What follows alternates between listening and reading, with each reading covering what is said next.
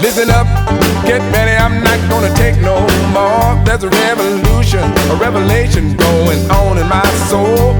Buckle up, get ready, we're not gonna sit. Citizens of the world, welcome back to Live from the Heartland for the week of February 20th in the year 2026. And it's always a pleasure to bring on my good friend, my longtime business partner, and a partner in the show off and on, Katy Hogan. Hello to you, Katy.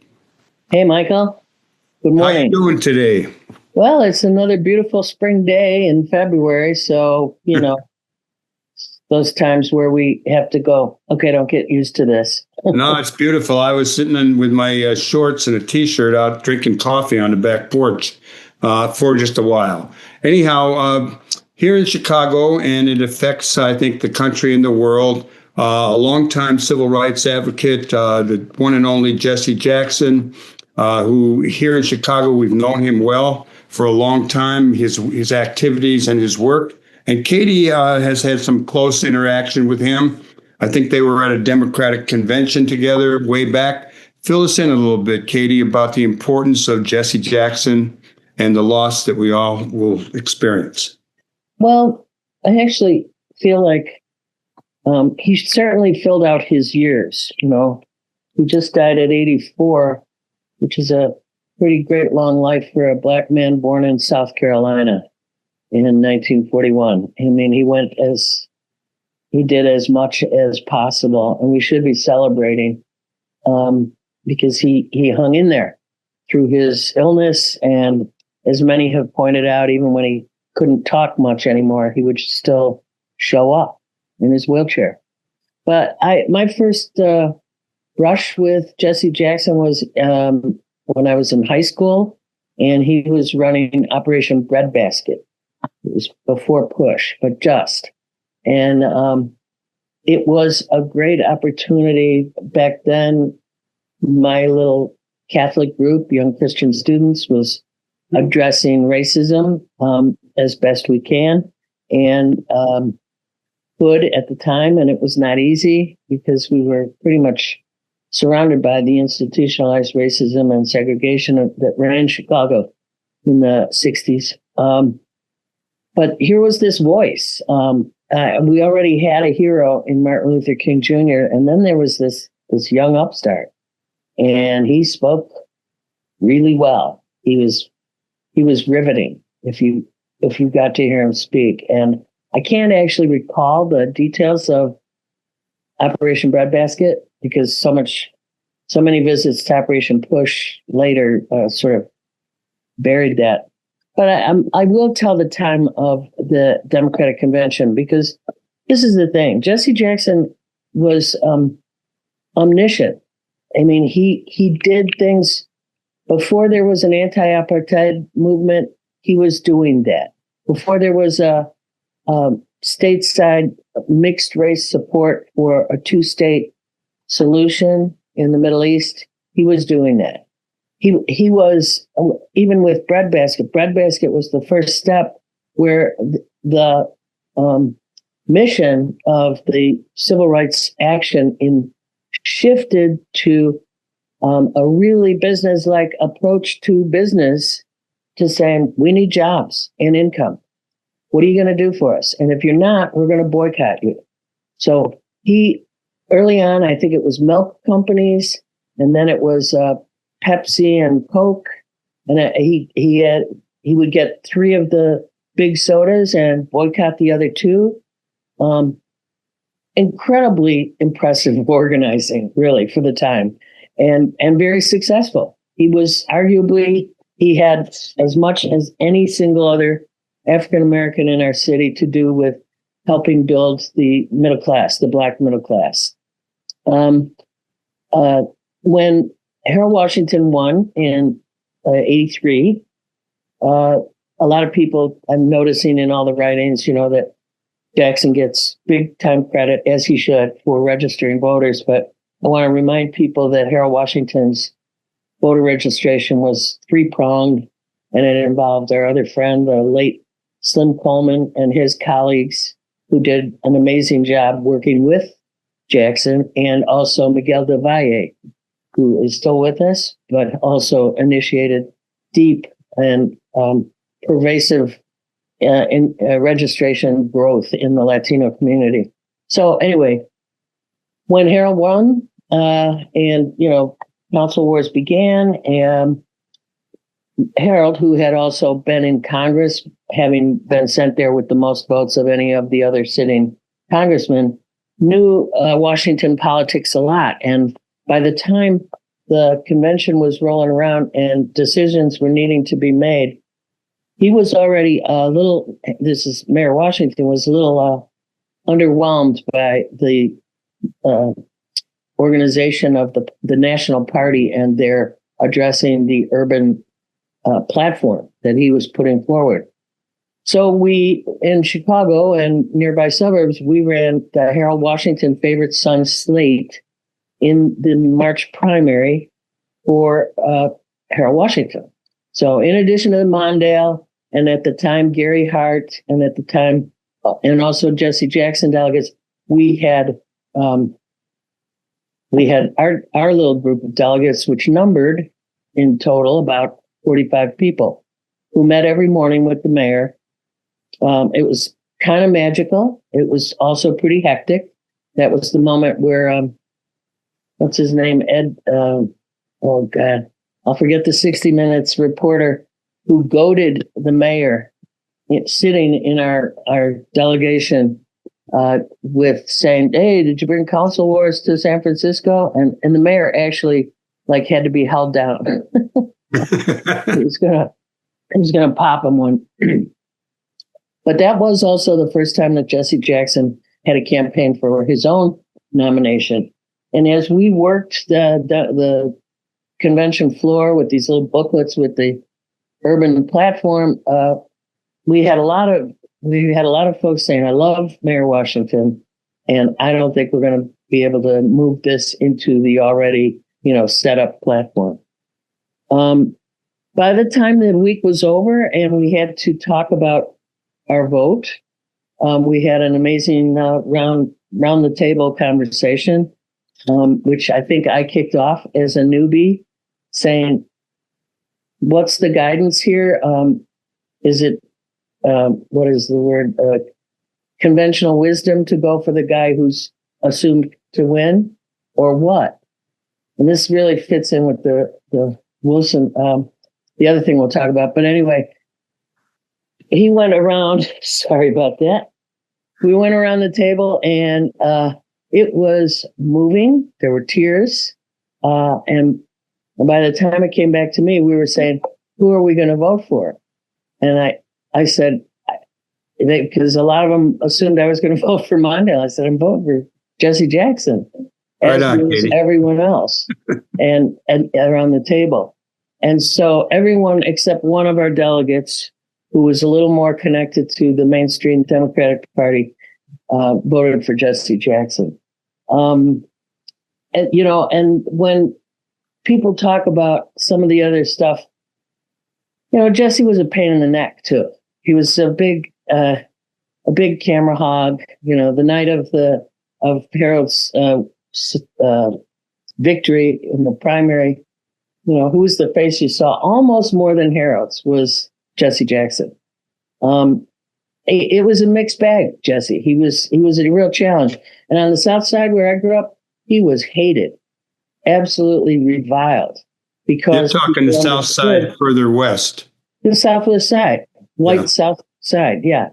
I mean, people hated him because he was so much more of a threat seen by them than any other black people. And he was also a Chicago guy. So he knew what he was doing. When he did the boycott of Chicago Fest, remember that? Yeah. Right after we did 2 years. Thank God we didn't do another year because we wouldn't have crossed the picket line.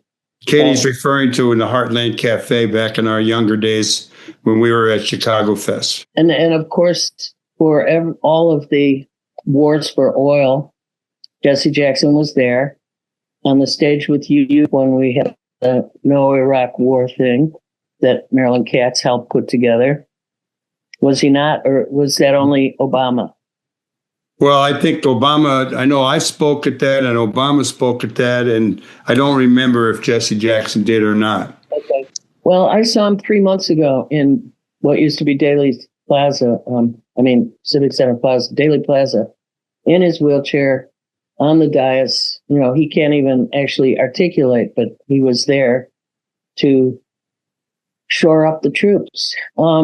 He's always been there. He's always showed up. And for a long time, this radio show, when I was on it, we had competing radio programs with Operation Push because they would do a live Push broadcast from down at Push headquarters, and it was always right against ours. I used to listen to Push, but then I couldn't for a while until it got probably streaming. Let me ask you a question about what you think will be missed with him gone. And what might his legacy be? And you know, who else is a formidable Black leader? Well, I think that there are tons of Black leaders as a result of his work. We white people aren't as acquainted with them as hopefully we will be. You know, back when we elected Harold, the entire city was introduced to one another, at least the political activists of it. And we maintained that as long as he was mayor. That's something that was lost when we lost him. I think that with the passing of Jesse Jackson, I think first of his family, they will miss him the most. He was a true family man and helped, you know, was there for his kids throughout. When Jesse Jr. had his troubles, his dad and mom were right there supporting him. So I think that'll be the biggest miss. I think for all the rest of us, it'll be like discovering all the things he actually did do. I mean, I didn't even mention the going to Syria or wherever to release hostages. And he did that a couple times. No, he was a hell of a guy. And the last time I saw him was, I think you might have been with me. It was the memorial for Slim Coleman. That's right. And he was there. I ran into him 2 other times. Well, one time we was out at Navy Pier, and I think he and I were both early. And I remember we had a short conversation. And then I have a photograph I took of him and Roman Paczynski. You don't see a lot of Jesse, kind of the back, but Roman Paczynski is surrounded by people with Jesse Jackson, and he's a lot shorter. Was that at the first Washington inauguration? Yeah, the inauguration. At Navy Pier, yeah. Well, he's going to be sorely missed, and I think that we will evoke his his activity and what he has done for a long time to come. He was truly inspirational. And watching him on TV in these speeches from his early days is something else. I'd like to, you know, you talked a little bit earlier about the importance of voter registration in electing Harold Washington and the different people who worked on voter registration. What's your take now on the need for voter registration, turning out the vote with all of the, the kind of terrible things that are happening under the current president and his administration, and our hope and prediction that something a little bit better will take over in the midterm elections? Well, coming as I do from the early independent electoral efforts in the 60s here in Chicago, like Singer and Simpson, and then Harold, I have always viewed voter registration as the first step. The first step is making sure you've got voters. So when I've recently gotten a bunch of mailings from Ken Martin and other honchos at the Democratic Party, alluding to a very large voter registration effort that they have kicked off already, I believe. And, you know, my cynical side wants to say, what took you so long? Because we have a lot of people to register. And what we do know in politics is if you register a voter, they're your voter to lose, really, because you've made contact with someone, you have the ability to recontact them and remind them about the election day and even give them a slate of suggested choosings. So yeah, voter registration is hugely important. And for us right now, this primary, which is the time when people have to actually declare, they have to get a ballot based on party, which throws people off. And I totally understand that, but don't let it. We're especially now, everybody should be voting Democratic. No Republican sitting should get any votes at all from Republicans. But we have to do a huge voter registration across the country this summer. It would be a perfect summer to have a current version of the voter registration summers of the 60s when busloads of students went south. Well, now busloads of students should go to the close races for Senate. There's a half a dozen that are very be able to push us into the blue again in the Senate, or any of the many congressional races.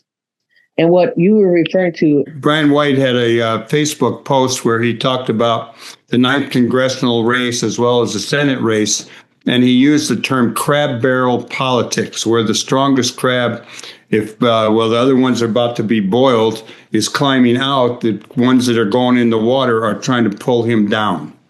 He used that analogy to talk about the 9th congressional district, which is our home base.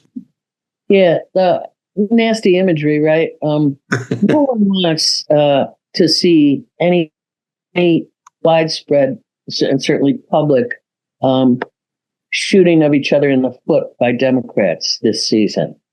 Particularly in our district, they're all pretty good candidates, and they're all being, so far, knock on wood, pretty polite to one another.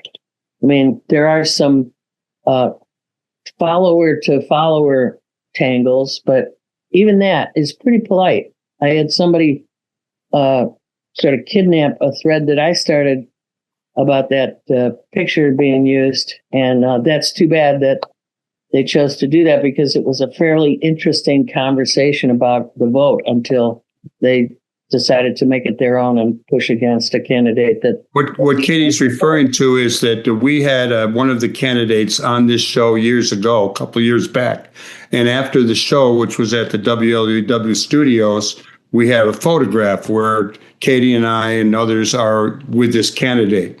And this candidate has then used that picture in promoting her and not necessarily our candidate. Yeah, we're not saying that. Not even gender, Michael. Yeah, no, that was a mistake made by a newbie. Unfortunately, they either neglected to or decided not to change it after those of us in the picture asked her not to use that, given that it would be assumed we were endorsing that candidacy. And, I'm not trying to pretend I have more sway than a whole lot of people, but I do have sway with some who always ask me, who should I vote for? And so I had to post something saying, this is not an endorsement. This is, if you pay no attention. But the fight for the 9th CD is only going to get more interesting in the month leading up to it. It's tight at the top. A recent poll to tell us who's in front in the 9th CD, which is the seat held by Jan Schakowsky for over 25 years,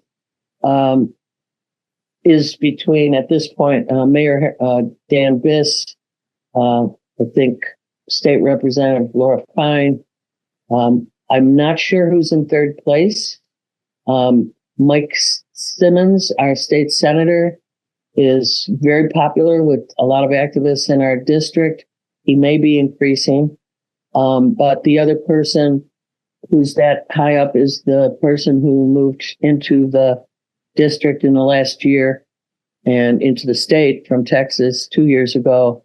And there's a lot of questions about their appropriateness for the race. Certainly for me, there are. That's my personal opinion.